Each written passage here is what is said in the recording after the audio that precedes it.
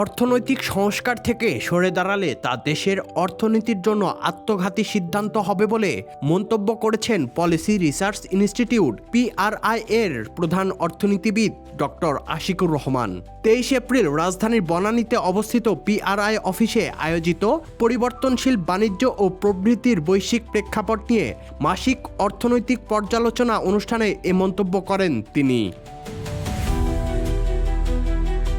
অনুষ্ঠানে মূল প্রবন্ধ পাঠ করার সময় তিনি আরও বলেন, দেশের অর্থনীতিতে দীর্ঘমেয়াদী প্রবৃদ্ধির জন্য এই সংস্কার দেশের জন্য প্রয়োজন।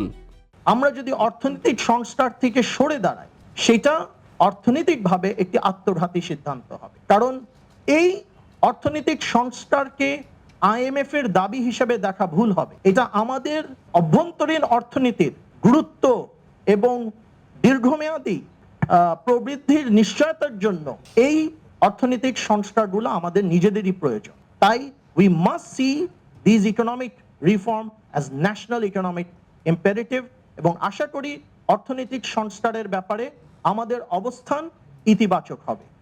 অনুষ্ঠানটিতে প্রধান অতিথি হিসেবে উপস্থিত ছিলেন আন্তর্জাতিক চেম্বার অফ কমার্স বাংলাদেশ ICCBর সভাপতি মাহবুবুর রহমান। তিনি তার বক্তব্যে বলেন, সরকারি ও বেসরকারি খাত দুটি আলাদা পক্ষ নয়। সরকার ও বেসরকারি খাতকে হাতে হাত মিলিয়ে সামনে এগিয়ে যেতে হবে।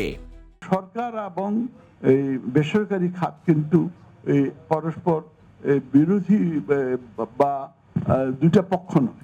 ইট ইজ একটা পরে আর একটা integrated part of the whole economy.